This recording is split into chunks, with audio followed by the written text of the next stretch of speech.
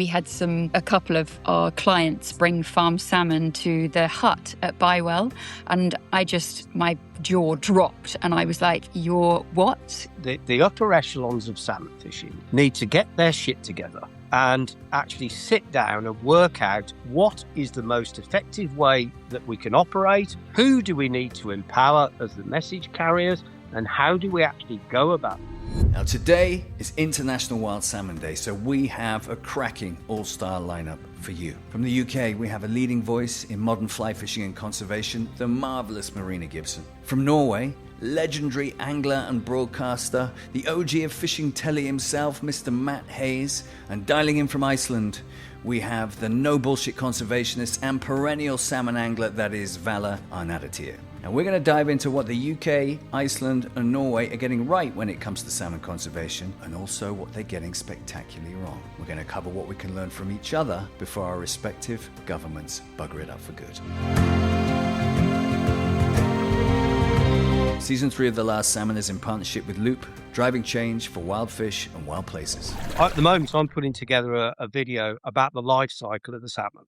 And I've spent many, many hours filming them, trying to overcome waterfalls and obstacles. I've hung off mountaineering harnesses and been struck by them as they're jumping up the falls. I've invested in camera equipment to film them in slow motion so that you capture the full beauty of it.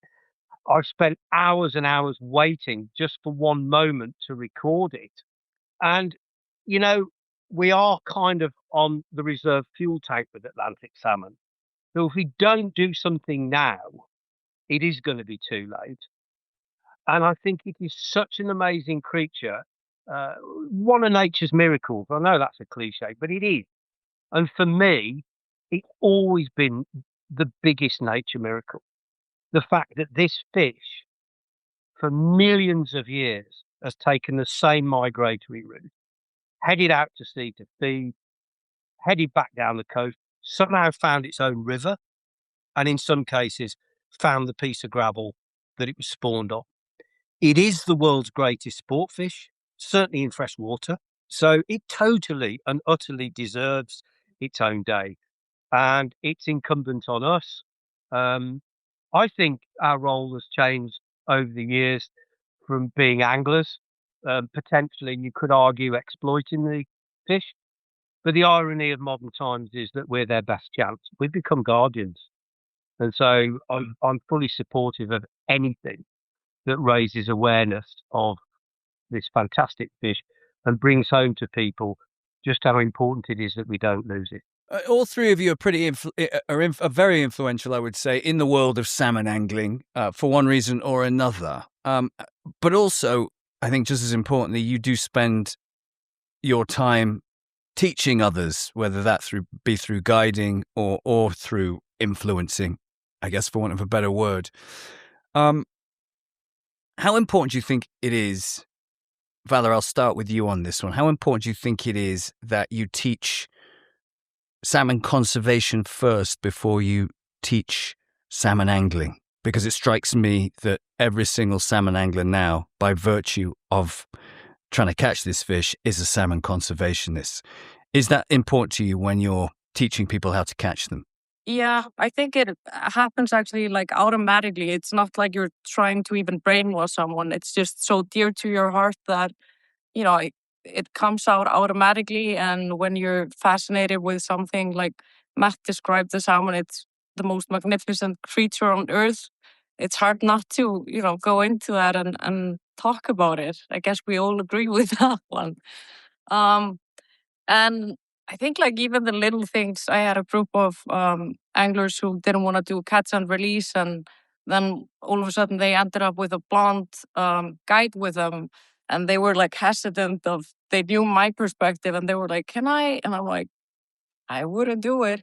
And all of a sudden they're like, "Why wouldn't you do it?" And then we got into like half an hour conversation. But I think it's just opening up, yeah, and learning about it, and then it becomes automatic a little bit.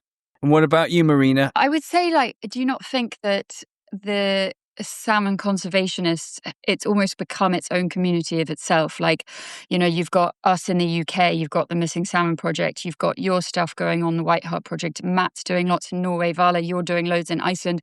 I just saw something about puffins and off the table, and it's becoming a community of itself. It's not even where you don't necessarily really talk about catching salmon at all. Also, I don't think you can even start salmon fishing without knowing all of the stuff that comes with it, with how they're in decline, and because there's so many projects going on in the background for wild Atlantic salmon.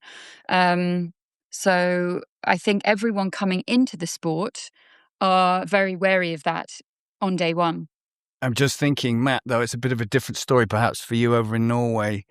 The majority of people there, we've spoken about this at great lengths in previous episodes. It's a bit of a bigger tanker to turn around and getting them involved in salmon conservation as opposed to just angling. It's not necessarily hand in glove over there, is it? Due to the culture, shall we say? No, I mean, to return to your original question, like, is it something we should do or might do or do because we feel like it's not? It's a duty, man. When you look at the situation in Norway, I'm wearing a number of hats, right? So my first hat is I'm a landowner here, and I run the fishing on a few kilometres of this river, and I rule it with a rod of iron. I'll admit that, and I construct rules that I believe are balanced and sustainable. And if people don't like those rules, they don't fish here. There's no, and I have had people who believe they're entitled to fish here because they fished here for the last 60 years. And I think I should just throw it open to them and let them do what they want. But I won't, because I understand the urgency of the situation. And on Gowler, there has always been this huge discussion in Norway about catch and release, right? Catch and release is accepted in every other civilized part of the world. But it ain't here because people, and rightly, cling to a traditional viewpoint whereby they want to harvest an amount of salmon. And you can argue about how much that is, but that's what they want to do. However, we don't live in the times of plenty anymore. The times have changed, and there is a very stark choice available to us in Norway. We either create the right rules and teach people to put the fish back properly. And I'll tell you what our rules are for this season in a minute. They shouldn't be controversial, but they are.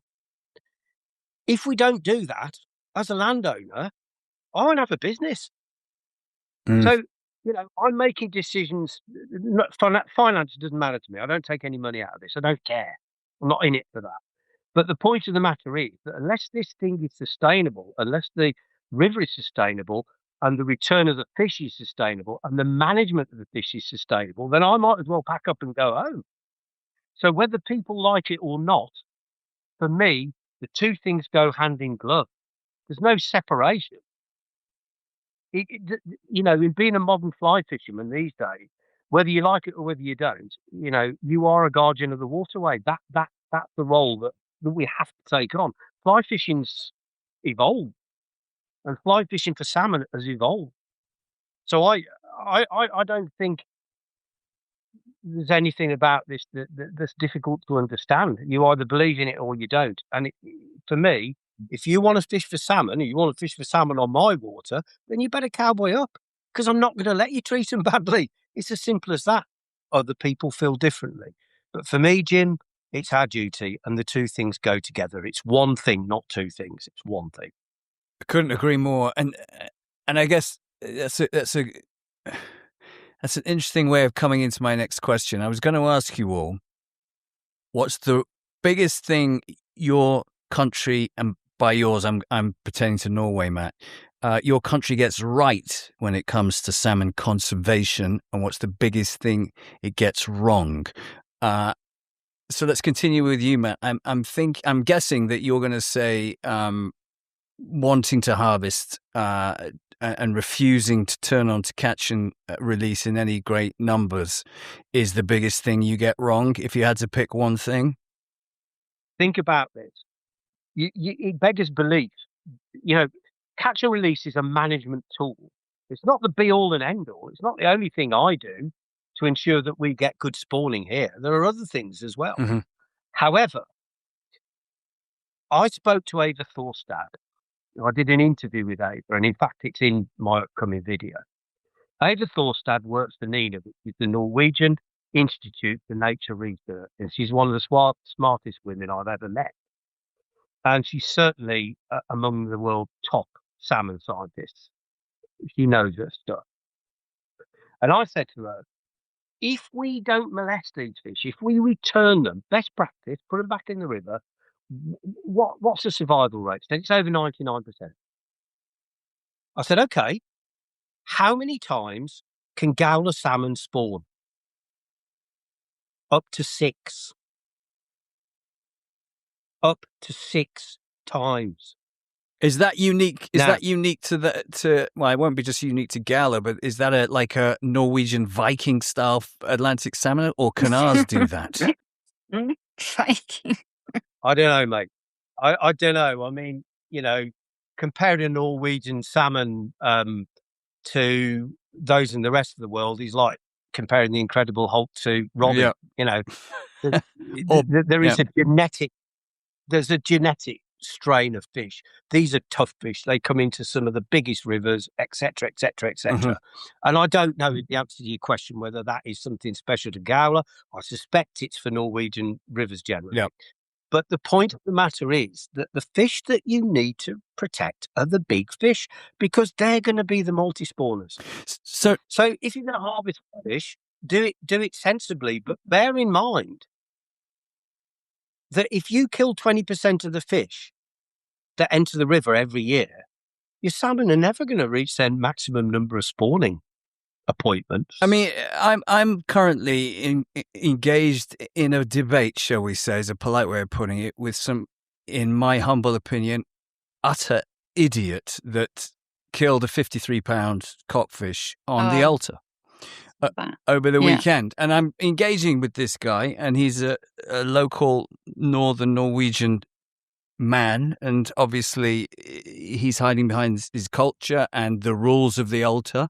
So whilst it's difficult to argue with somebody who has it deeply ingrained in their culture, his arguments, and his two arguments, are this, and I'm only bringing this sort of personal tete-a-tete I'm having into this podcast because I think it's relevant to what you're saying here, Matt, and what NINA are putting out.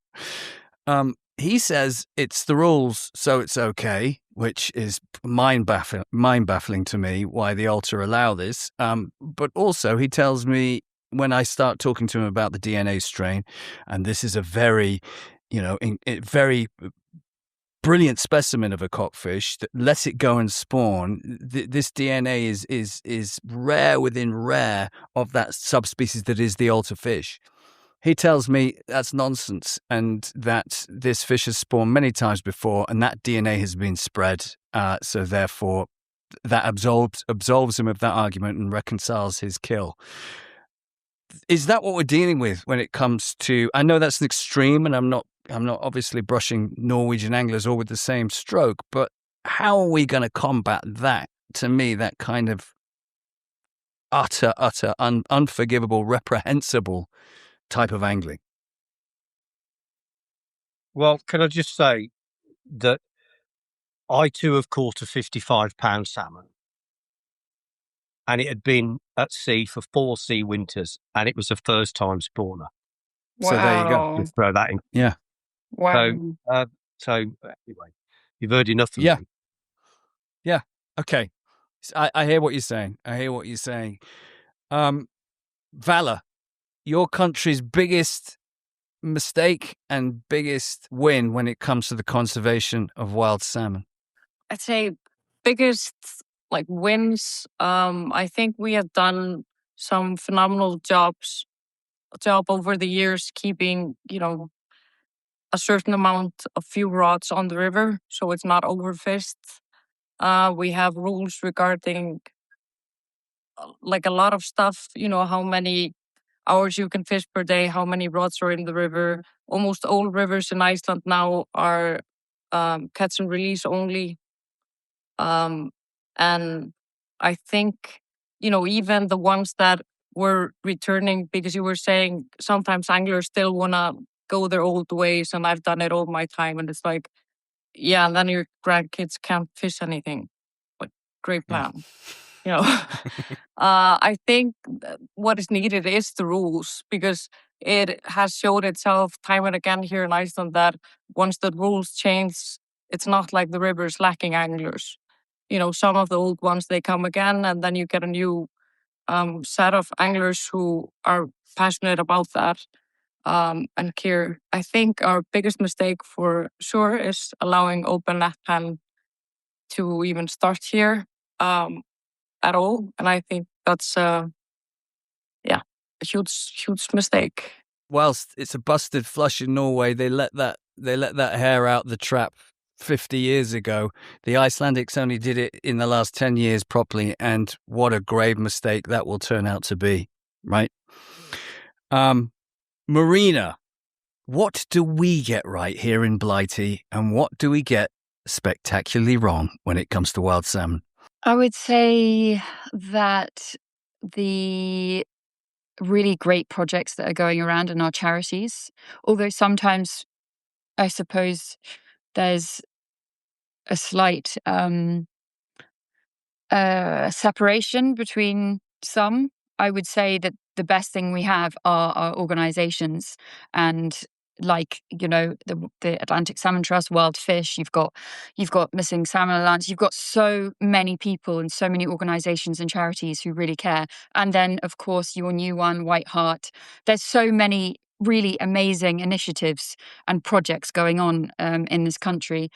I would say I think that there needs to be like a worldwide handling policy on, kind of a bit like the steelhead, where there needs to be a way that you handle an Atlantic salmon, because even now still, you know, you log on to social media and you still see terrible handling.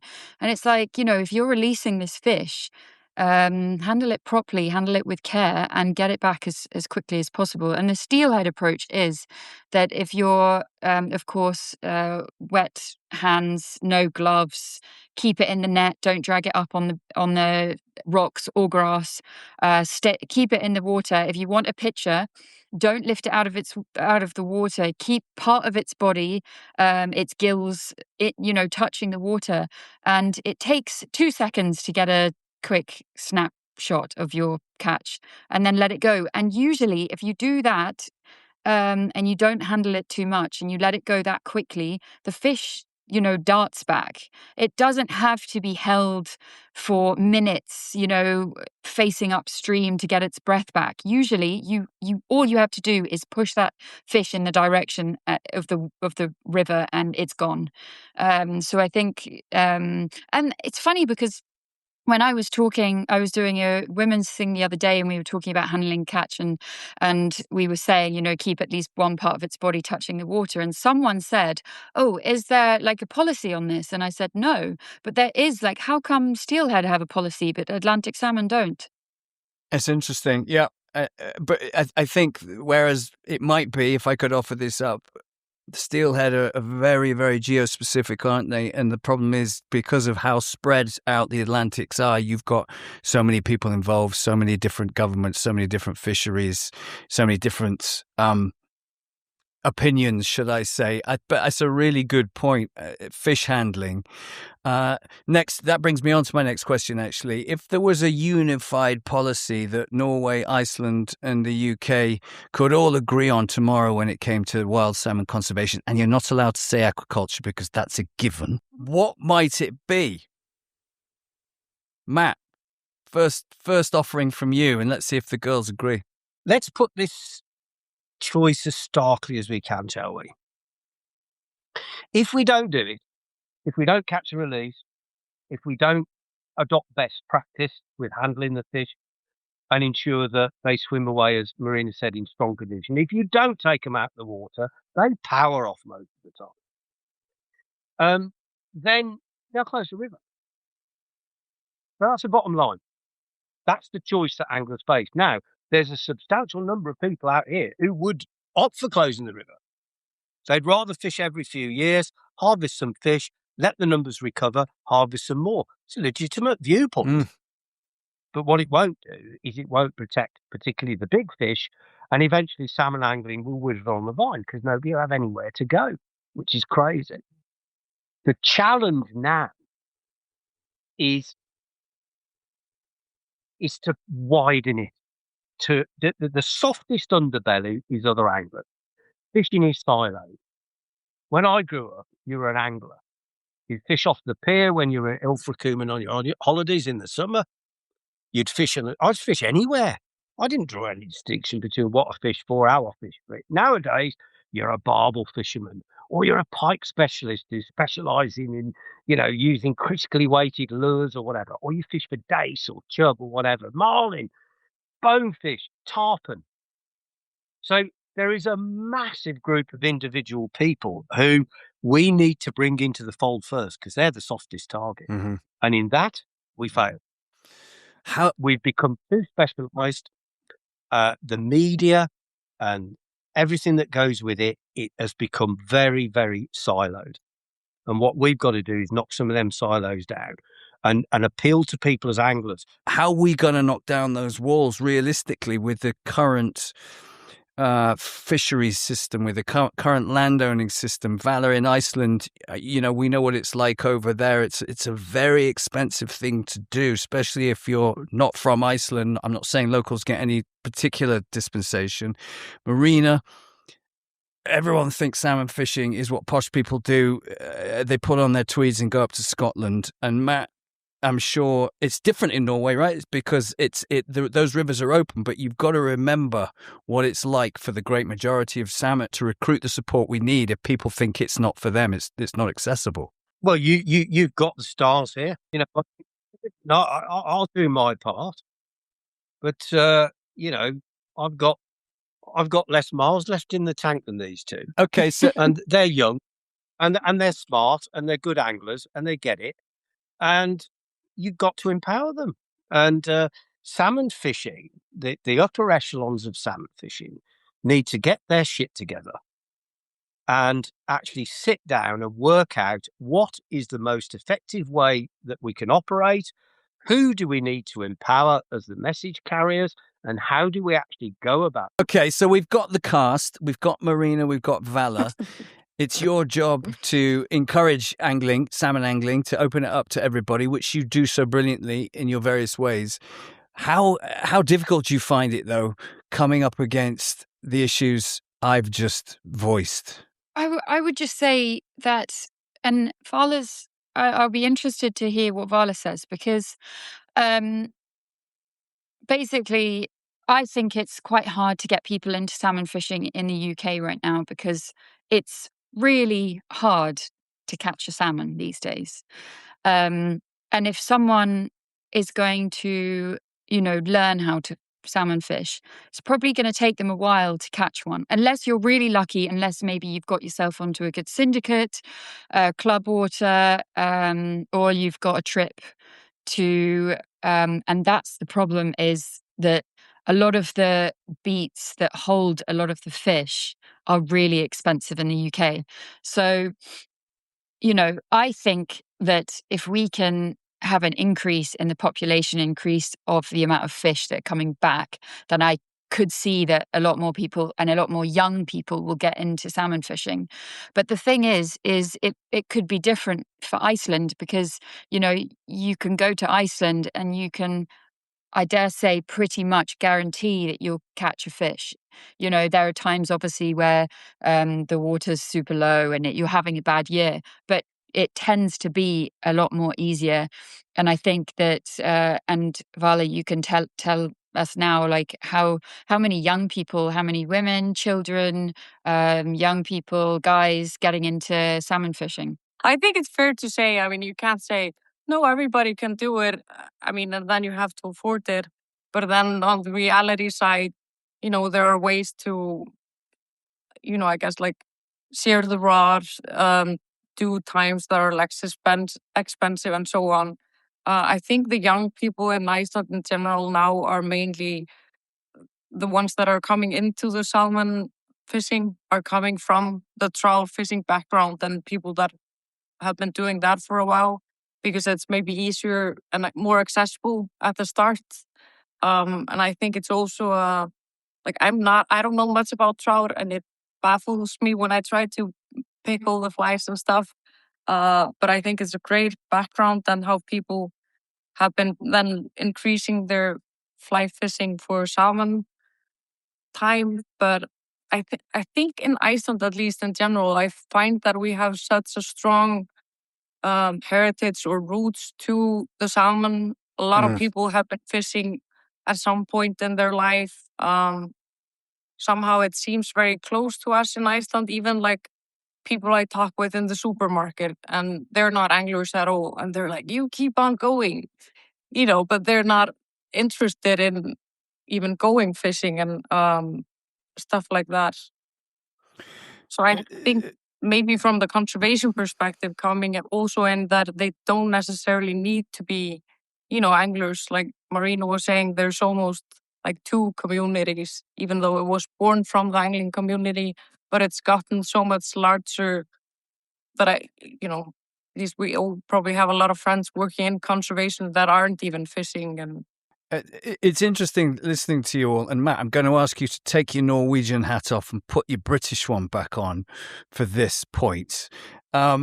Listening to the Norwegian and the Icelandic argument, it's endemic in your cultures. The salmon is absolutely rooted so deeply in your culture, whether you're an angler or not. It's very much part of your culture. Yet in the UK, and I think that's really important, by the way, for the conservation of salmon. And I think it's something that we really need to ramp up because that way we amplify the cause beyond angling. And it's a really interesting story and it's a really interesting fish and all the wonderful reasons why we love salmon.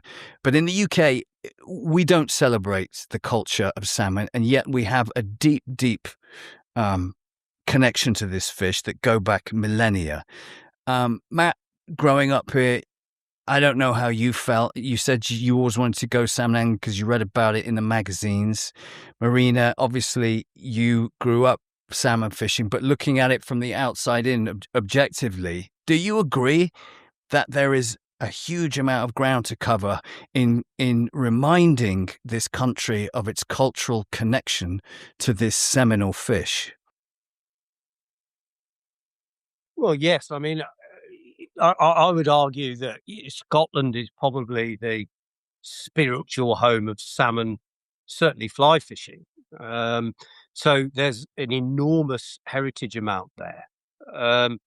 But I think Marina and Vala made great points about the fact that, if you did manage to interest all these people, there ain't enough fish to go round. So at the moment, I don't think that's the mission. I think the mission is to influence people who are probably not salmon anglers. Jim, I've never played professional football, but I still love it. The point is that there are large numbers of people in the world now who are receptive to messages about wildlife conservation. There are lots of other anglers who I think would be interested in what goes on with salmon. Maybe some of them would drop our way, maybe some of them won't. But I'd rather have them on my side because I don't know what the number of salmon anglers is in the world. I mean, it's probably in the tens of thousands, I would imagine. Possibly low hundreds, I don't know. But I know that there's a lot of anglers in the world. And, I honestly think that the message that we need to carry to people is that this is an amazing fish with an amazing life story. It's our heritage. It's part of our history. We can't lose it. Yeah. It's not a difficult argument to win, but you've got to get that argument played out in front of enough people. And that's where people like Vala and Marina come in because they're going to speak well for the sport. They look the part, they know what they're talking about, and we just have to empower. We've got to widen this message and decide who are the targets. As I say, other anglers are a very soft underbelly, but as they've rightly said, so are conservationists. The whole thing's kind of wrapped together now. And, but I agree with Vala and Marina that there's just not enough fish to go round for us to try and save the salmon by getting more people to fish for them. Yeah, I mean, Marina, what do you think? We've got 50p. We got salmon on 50p's now, but every time I show those 50p's to kids, they have no idea what a salmon is. And if I tell them it's a salmon, they want to eat it, and that's the kind of affiliation they make to this fish. Do you think culturally we are we're pretty poor at passing that down, at passing the lineage, this wonderful story, this provenance of this fish down to the next generation? Oh, I think it's a really hard one to know how important a wild salmon is to a non-angler who has nothing to do with fishing.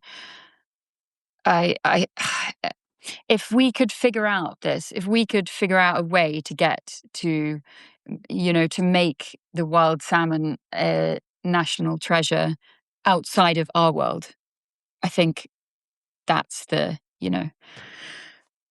where we want to be.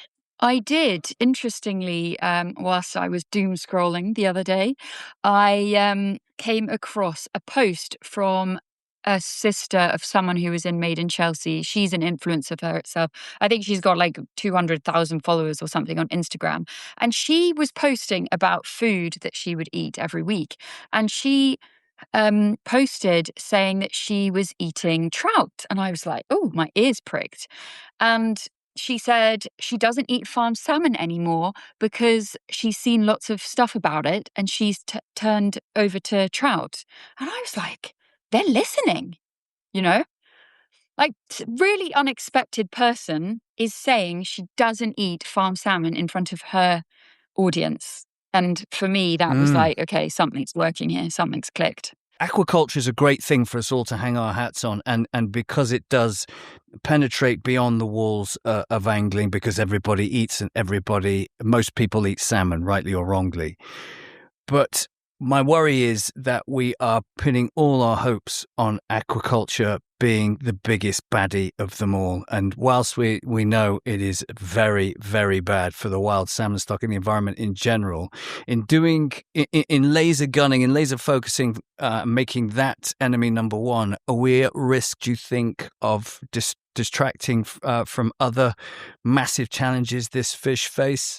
That's a bit of a concern of mine as we all jump on the aquaculture wagon.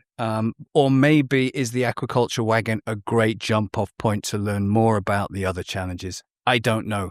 What do you think, Vala? I know in Iceland it is a massive contentious topic. I was at a NASCO meeting last year and they were pinpointing the threats. It was, open up pens, global warming, and so on. I think fish farming, it's kind of like fixing a tire of your car, but the engine is broken. So unless we fix farming, and we know that it's a big threat and we know what it does, and unless we,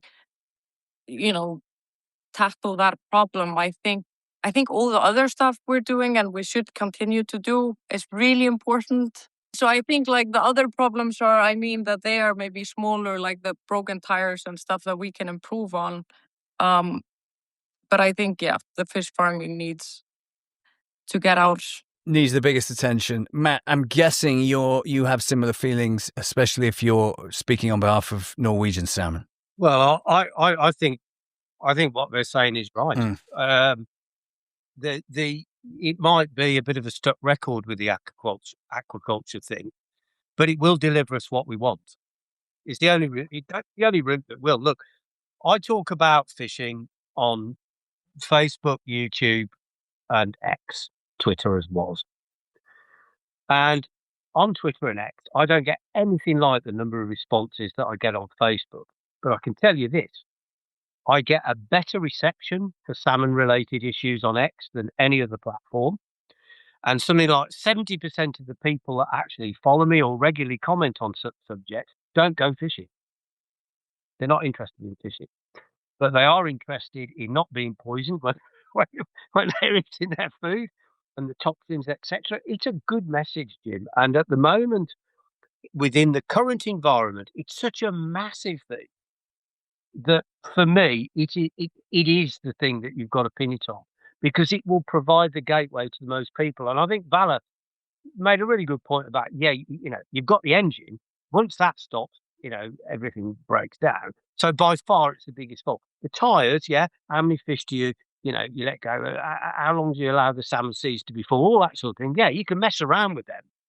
But the one weak, vulnerable spot that we've got to push back against, I think, is the aquaculture, because it resonates, mate. Just to say that next week, the second episode of The Last Salmon, we have Ben Hadfield, the MD of Maui Scotland, the CEO of Canada, and I think Faroe Islands, a big wig at Maui. And we listened to him and we gave him the floor, and he will tell you that the amount of people eating farmed salmon is, the graph is doing that. We are talking hundreds of millions, as near as damn it, and they are expanding due to popular demand. Of course, he's going to say that. So, whilst it's really encouraging to hear that we are spreading beyond the world of angling and salmon conservation when it comes to the detrimental effects and how plainly revolting farmed salmon is, it's also very alarming to hear that it is growing as an industry, probably bigger than any other food industry right now. The protein industry, of which salmon farming is a big part of. So it's interesting. I'd love to hear your comments and your reactions to that conversation when it comes out, but it wasn't particularly, of course, he's going to spin it as he is going to spin it, but it was very disheartening to listen to what Ben had to say. So I think what I'm trying to tell you in a very long-winded way is we need to keep punching, and we need to keep punching up as hard as we can, because it's a big leviathan of an industry that we're trying to change people's habits and create awareness around. Sorry, Marina, I stole the microphone for far too long there. I've just had these stickers made because I heard that, and so I heard that we had a couple of our clients bring farmed salmon to their hut at Bywell, and my jaw dropped, and I was like, "You're what? You've got farmed salmon in the hut at Bywell?" So just hold that closer to your camera. It's a bit tongue-in-cheek because obviously I don't want our clients to not come back, but hopefully they get the message. So then my next point is that I'm not sure whether this is the same in Iceland and Norway, but I think that we have dramatically forgotten about our tributaries as a first, but also a lot of our waterways are backed onto farms, whether that be cattle or whether that be arable. Spreading manure. I know there's lots of laws and regulations, but it still feels like our rivers are much too close to man-made things. So I think that it would be good to have more buffer zones. I personally think every waterway should have a buffer zone, and it should be protected by what's growing naturally around that river, and then also the tributaries. I think that even landowners, I think if you own a tributary, I think it's your responsibility to look after that tributary. And I think, a lot of those places where it used to be a spawning ground for many different species, some have dried up, others are overgrown or inaccessible to these species. So yeah, I think that's especially in the UK, something very important that we need to look at. I think that's a very good point. And if I was to ask myself the question, what do we get spectacularly wrong in the UK? That would be my answer. I think we openly ignore how vulnerable our rivers are to agricultural pollution and water industry pollution. And the salmon, as resilient and as adaptable as they may be, they cannot swim through oil, human feces, chicken, phosphates and nitrates caused by agricultural pollution. So absolutely, that's something that needs addressing. With regards to pollution, and we can wrap this up pretty quickly, because I think it's possibly a non-starter. I may be wrong. I mean, obviously everyone has pollution, but Matt, the Norwegian rivers, is agricultural pollution a distant second to the problems aquaculture pose the salmon? Well, no one really knows because no one measures it. Oh, I mean, I live in a small place called Singsos, and Marina will vouch for this because she's been here. I mean, it really is in the middle of nowhere. However, farming in Norway is largely small scale farming. There are very few big collective operators. There are some, but there aren't many. Now, if I went over the road with my little testing kit in a minute and dipped it into the water and came back with some bad news, and I then reported that to the local community, I would never rent the fishing here again. My family would have to wear black sackcloth and ashes for the rest of their lives. So the answer to your question is, it might be controversial, but that's never stopped me in the past. I don't know, Jim. I suspect we had a chicken farm on the banks of the river here down in Sturham for quite a long time. So I'm pretty sure that although Gowler might not be polluted as a lot of British rivers are, and Norwegian rivers aren't as polluted, I think it would be really silly to suggest that there isn't a problem there. There will be one. yeah. It's just that no one's got the balls, me included, to actually go out and find it because if I go out on a limb with something like there's bigger battles for me to fight. If I thought that was a critical threat, then I'd take it on. Yeah. But the answer to your question is, mate, listen, get rid of the idea that somehow Norway is more green and environmentally friendly than other countries, because it isn't. It's just got less people. Yeah. Yeah. Your behaviours can be the same as they are with people in England, but the impact is not going to be as severe. Thanks, Matt. So normally we've had both Matt and Marina on the show before, and we've asked you where you would fish and who you would fish with if it was your last day on Earth. So before I ask, because I don't want Vala to feel left out, and I very much am interested in hearing her answer anyway. But before we ask her that, and then I'm going to ask you all something arguably much more important on International Salmon Day, which is what can we do? What do you want from the audience? But before we do that, Matt, just remind me of what you said. Number one, I worship my grandfather. He was a wonderful fisherman. He grew up in the industrial Midlands. He was a welder during the war. He used to weld ships. And he could fish matches, coarse fishing matches, but his big passion was to go and fish for salmon and sea trout. He didn't have much money. He did have a car. It wasn't a very good one because they weren't in those days, but he used that car to travel as much as he could in the United Kingdom. And most of the time, given his choice, he would go and fish for salmon and sea trout. And I would like to bring him back just for one day to take him over the road and have a day with him. That's right. On this river. The other one is my dad's not very well at the moment, and he's got dementia, as many. Sorry to hear that. Yeah, it's how it is, mate. But if I was really pushed, I'd have a day on the cut with my dad. Brilliant. So you're going with your dad, and you on the canal, gudgeon fishing on the canal. Right, Vala. Here we are. Spotlight's on you. You have the stage. It's your last day on Earth. You can fish anywhere in the world, and you can pick anyone you want. Where would it be, and who would it be with?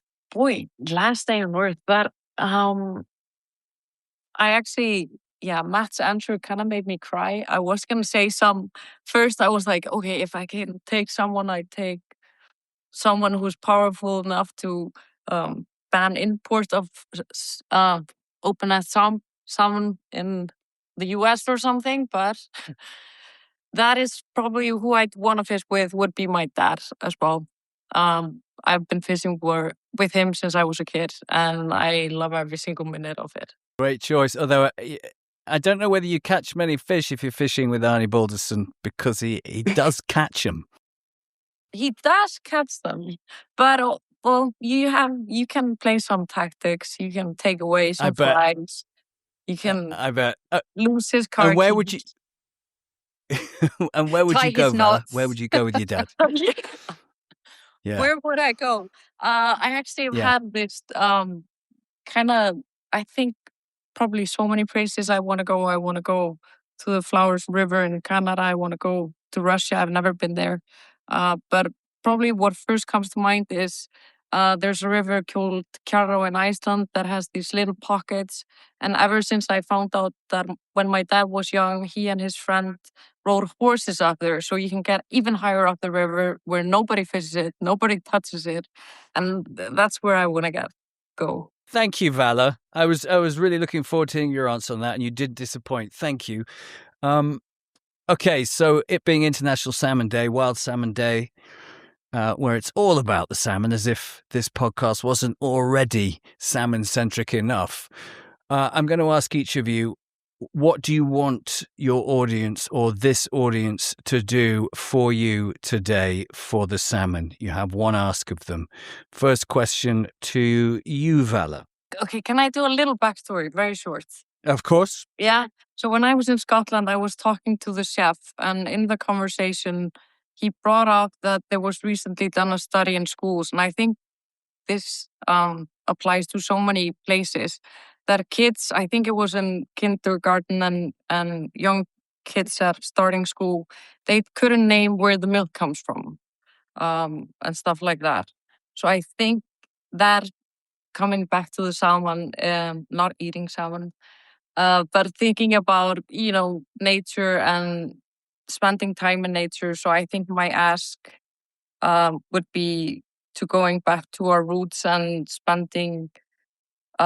telling your kids some fun fact about salmon. It's actually really fun to Google it and share it with your kids, because like the fact that they use the magnetic field to, find their way about there's something really magical about that. Check how high they can jump. There are Love so it. many things that You're asking your audience, our audience, anyone listening, to Google a fun fact about salmon and share it with your kids or share it with anybody. I think that's a very easy, achievable, and valiant request. Thank you. Love it. Finally, Marina, International Salmon Day. What are you asking of the audience on this special day? So I've got a couple of things. The first one is I just wish that industry leaders would stop serving farm salmon. So, for example, Gleneagles, like huge hotels and restaurants, they still sell and serve a hell of a lot of farm salmon every day. And it's, even people or, companies who are connected to wild salmon and should really know about what's going on.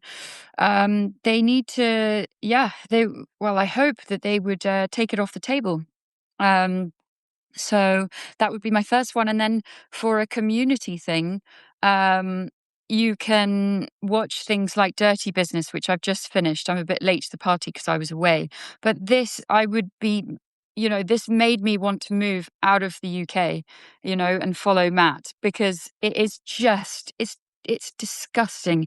Like the way that our waterways are treated, the way that our people are, and it's a bit of a double-edged sword, because although it's really bad what's happening, it has got, the non-angling community really interested and invested in cleaning up our waterways.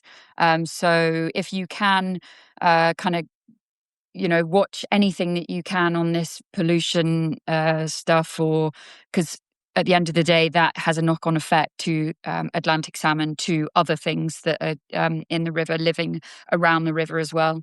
Brilliant. Love it. So you want people to invest more time in watching shows like Dirty Business and get talking and challenge and push for change. I think that is that right? Is that fair to reflect? Yes. On And the second industry one? leaders, stop serving farm salmon, please. Because Exactly. if a huge hotel chain stops selling farm salmon, it means that the suppliers, they go, oh, we've just lost our biggest client. We need to change something. We need to, whether that's how the aquaculture is run, whether that's land-based, whether that's trying something else. But it can only change if these huge industry leaders stop serving it and stop buying it. I couldn't agree more. And the problem we have, of course, is it's cheap to scale when it comes to mass catering, and they're still hanging on to some antiquated notion that smoked salmon, at least, is a classy thing to eat.